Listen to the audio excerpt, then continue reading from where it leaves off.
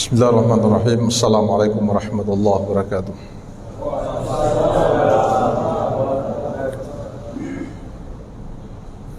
Alhamdulillahilladzi an'amana bi ni'matil iman wal islam. Asyhadu an la ilaha illallah wahdahu la syarika lah. Wa asyhadu anna sayyidana wa nabiyyana Muhammadan abduhu wa rasuluh. Allahumma salli wa sallim wa barik ala hadha nabiyil karim wa ala alihi wa sahbihi ajma'in, amma ba'd. Qala Allah subhanahu wa ta'ala fil Qur'anil Karim wa huwa asdaqul qailin. A'udzu billahi minasy syaithanir rajim. Ya ayyuhalladzina amanu kutiba 'alaikumus shiyam kama kutiba 'alal ladzina min qablikum la'allakum tattaqun. Waqala Rasulullah SAW,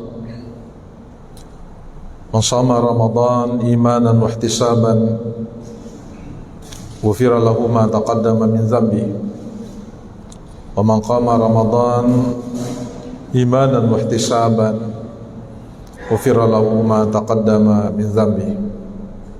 Shadaqallahul azim wa shadaqa rasuluhul karim.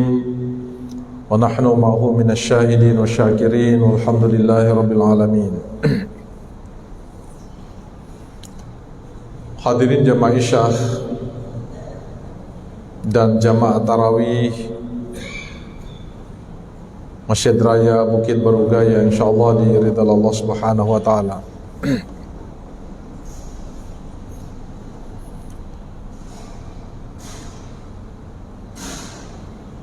Ada perbedaan pandangan ulama yang mungkin sampai hari ini masih terkadang kita dengarkan bersama, bahwa apakah Rasulullah SAW pernah melaksanakan sholat tarawih atau tidak, sehingga tidak mengherankan hadirin jamaah yang saya muliakan, masih ada di antara kita yang enggan melaksanakan sholat tarawih dengan alasan Rasulullah tidak pernah melaksanakan sholat tarawih. Ada juga kemudian yang memberikan pemahaman hadis yang saya bacakan pada pengantar ceramah tadi, bahwa yang dimaksud dengan qiyamul Ramadan itu adalah sholat tarawih. Man qama Ramadan imanan wa ihtisaban ghufira lahu ma taqaddama min dzambi. Para siapa yang melaksanakan qiyamul Ramadan, salat pada bulan Ramadan, tentu bukan salat wajib, karena salat wajib itu bukan hanya dilakukan pada bulan Ramadan saja, tapi itu menjadi kewajiban kita setiap saat. Bukan juga di qiyamul Ramadan itu adalah salat tahajud,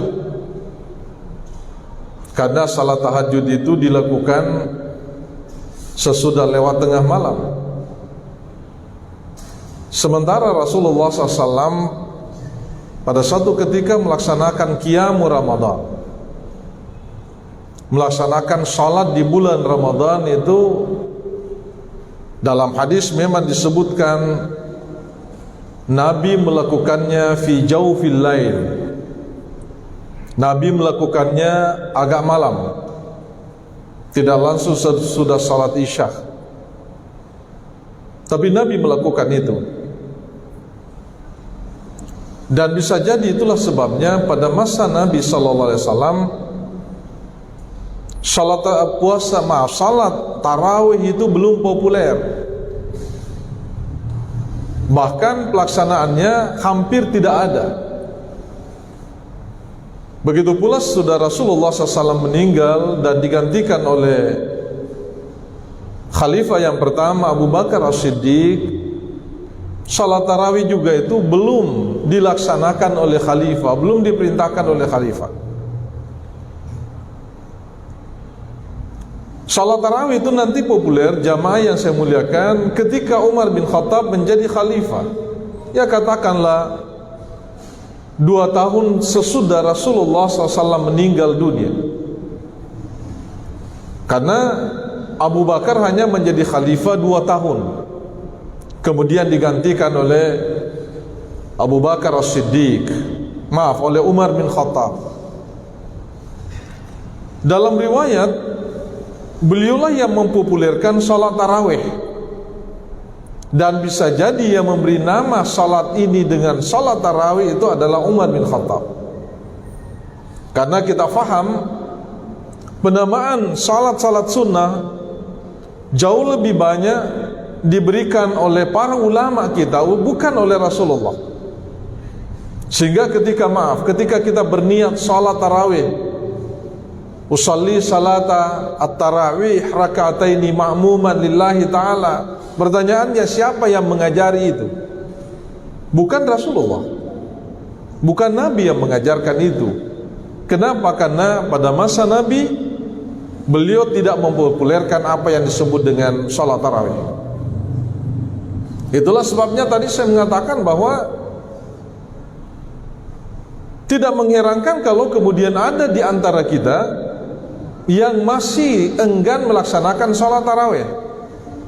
Karena secara teks Al-Quran, jangankan Al-Quran, hadis pun tidak ditemukan. Tapi kemudian ulama yang mencontoh Umar bin Khattab itu kemudian mengikuti beliau. Saya mencoba mengutip satu riwayat yang disampaikan oleh istri Rasulullah, Aisyah radhiyallahu anha. Karena kalau kita bicara tentang salat lail Nabi, apa yang dilakukan oleh Rasulullah di rumahnya, pada umumnya hadis itu diriwayatkan oleh Aisyah, istri Nabi yang menemani Rasulullah SAW di rumah. Bisa jadi juga ada yang bertanya, kenapa hanya Aisyah, sementara Rasulullah memiliki beberapa istri, bukan hanya Aisyah. Yang perlu difahami bahwa pada masa periwayatan hadis, pengumpulan hadis Rasulullah SAW, para sahabat itu, para istri Rasulullah itu pada umumnya sudah sangat tua, bahkan sudah banyak yang meninggal. Istri Nabi yang paling muda yang dinikahi oleh Rasulullah beberapa saat sebelum Nabi hijrah itu adalah Aisyah, dan umurnya masih sangat belia. Ada yang mengatakan umur Aisyah itu hanya 7 tahun, ada yang mengatakan 9 tahun. Jadi masih sangat muda. Sehingga ketika Rasulullah SAW meninggal, puluhan tahun sesudah Rasulullah, beliau ini masih sangat muda, belum terlalu tua. Sehingga ketika hadis itu diriwayatkan, beliau itu masih bisa meriwayatkan banyak hadis dari Rasulullah SAW. Saya mengutip satu hadis riwayat beliau. Ya, ini riwayat dari 2 kitab sihah, yaitu baik dari hadis Sahih Bukhari, begitu pula dalam Sahih Muslim. Itu dikatakan bahwa inna Aisyah akhbaratu anna Rasulullah SAW kharaja min jawfil lail fasalla fil masjidi fasalla rijalun bisalati. Aisyah menceritakan bahwa Rasulullah SAW pada satu malam dia keluar dari rumahnya, keluar dari rumah kemudian menuju masjid. Maka kemudian beliau melaksanakan salat dan diikuti oleh para sahabat. Apa yang bisa difahami di sini? Pertama, bahwa salat ini bukan salat lail. Makanya kemudian para ulama hampir sepakat bahwa al-muradu bi qiyamul lail fi hadzal hadits huwa salatu tarawih, bahwa yang dimaksud dengan qiyamul lail pada hadis ini adalah salat tarawih. Yang saya ingin katakan, dan saya kira harus menjadi persepsi bersama, bahwa Rasulullah SAW sebenarnya telah melaksanakan salat qiyamul Ramadan atau salat tarawih. Hanya beliau tidak memberi nama dengan salat tarawih. Yang kedua, ternyata Rasulullah SAW melaksanakan salat tarawih itu di masjid. Karena memang ulama berbeda. Ya, ulama berbeda bahwa apakah salat tarawih itu lebih baik dilaksanakan di rumah atau di masjid. Ulama memang berbeda. Makanya dalam syarah baik dalam Bukhari, begitu pula syarah yang ditulis oleh Al-Imam An-Nawawi, ulama memang berbeda di situ. apakah salat tarawih itu lebih utama dilakukan di masjid atau di rumah? Kenapa? Karena pamannya yang mengatakan lebih mulia, lebih utama dilaksanakan di masjid itu mengikuti Umar bin Khattab. Umar bin Khattab yang mempopulerkan itu dengan alasan bahwa salat tarawih itu adalah salat yang mengandung syiar, dan semua ibadah yang mengandung syiar itu sebaiknya dilakukan di luar rumah. Kan di sana ada syiar. Sama halnya dengan salat Id, di sana ada syiar Islam. Yang namanya syiar itu harus diketahui oleh banyak orang, bukan hanya dari kalangan umat Islam, harus diperlihatkan. Ya, itu namanya mengandung syiar. Begitu pula halnya dengan salat tarawih. Maka kemudian Umar bin Khattab mengatakan, "Nah, salat tarawih itu jauh lebih utama dilakukan di luar rumah. Dalam hal ini di masjid. Apalagi Rasulullah SAW melakukannya di masjid." Ya, melakukan di masjid. Yang kedua, bahwa salat sunnah itu, termasuk salat tarawih, itu dibolehkan dilaksanakan secara berjamaah.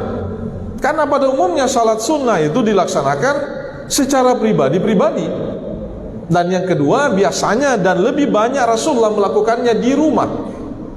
Itu tentu berdasar pada sebuah riwayat hadis, afdalus salat salatul mar'i fi baiti. Salat sunnah yang terbaik itu adalah salat sunnah yang dilakukan di rumah. Illal maktubah, kecuali salat-salat wajib. Ya, kecuali salat wajib. Itulah sebabnya kalau kita baca riwayat hadis Rasulullah, salat sunnah Nabi itu jauh lebih banyak dilakukan di rumah daripada di luar rumah. Ya, kecuali salat yang memang terkait langsung dengan masjid. Katakanlah salat sunnah tahiyatul masjid, Rasulullah melakukannya tentu di masjid.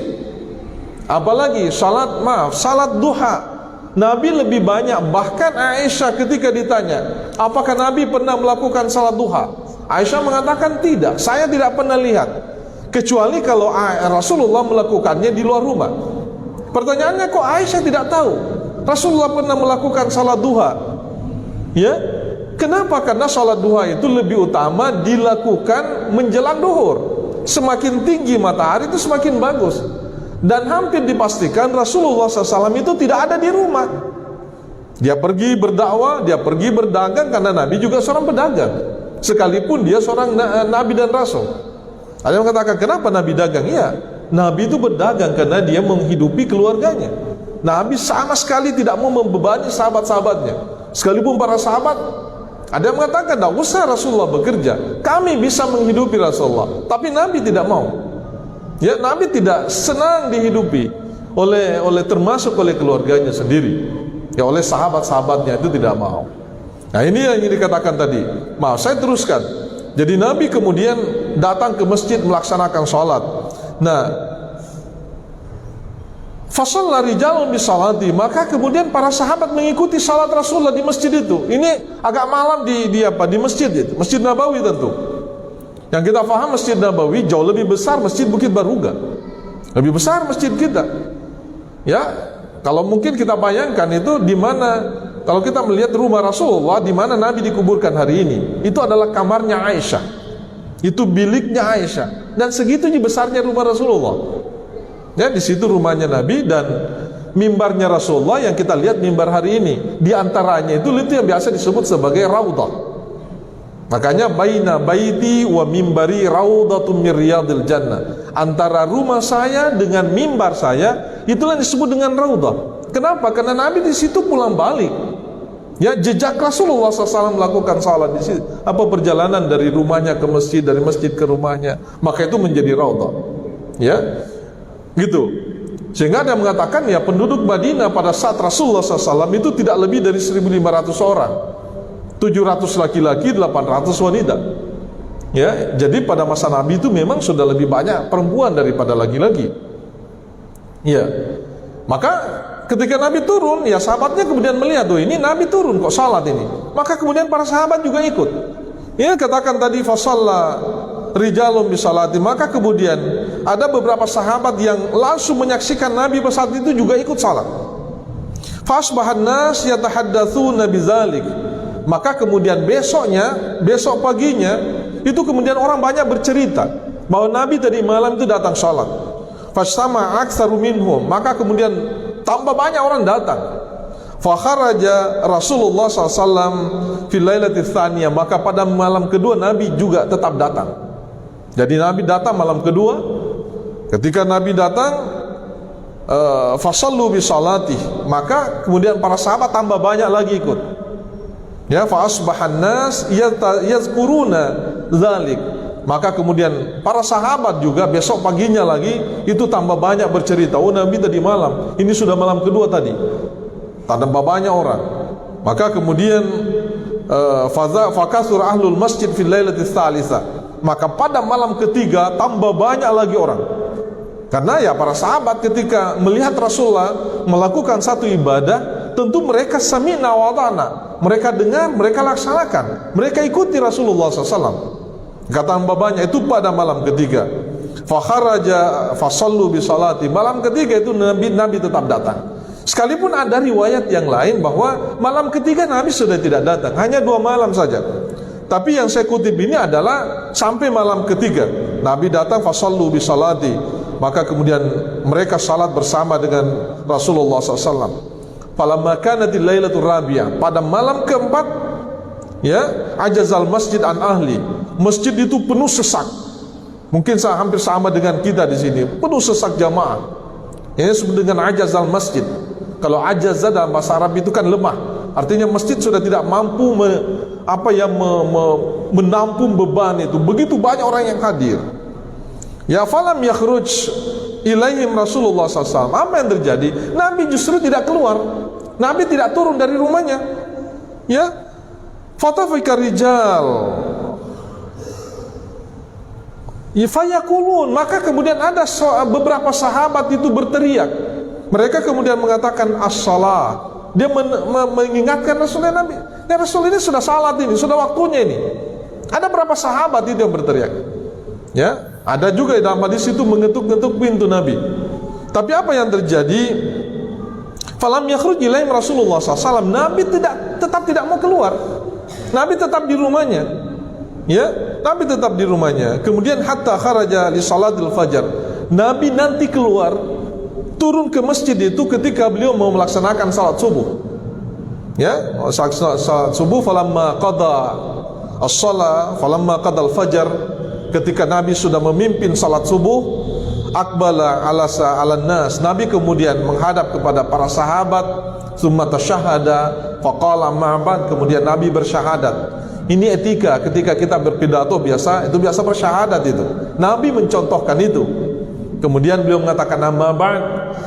Ya, amma ba'd artinya fa innahu lam yakhfa alayya sya'nukumul laila. Saya sebenarnya tidak khawatir apa yang terjadi tadi malam. Saya lihat kalian itu berkumpul, saya mendengarkan kalian itu berteriak-teriak. Saya tidak khawatir itu. Nah, Nabi bisa mengatakan tidak mungkin kalian mau marah kepada saya, sekalipun saya tahu kalian itu penuh masjid. Saya tidak khawatir.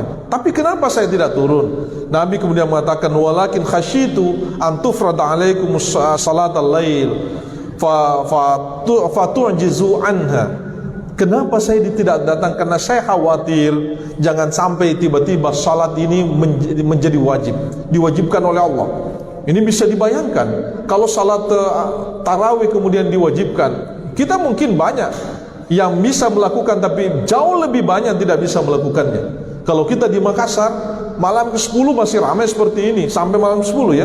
Tapi sudah lewat dari malam 10 itu jauh lebih banyak orang yang melaksanakan tawaf di mal-mal. Jauh lebih banyak itu. Wah, malam-malam pertama boleh. Maka kalau begitu kita akan berdosa banyak. Ini yang saya khawatirkan. Nah, pada masa awal disyariatkannya, terutama oleh Umar bin Khattab, pelaksanaan salat tarawih itu memang di 2 tempat berbeda itu, di 2 tempat besar, masjid besar. Madinah dengan Mekah, Masjid Haram dan Masjid Nabawi itu berbeda.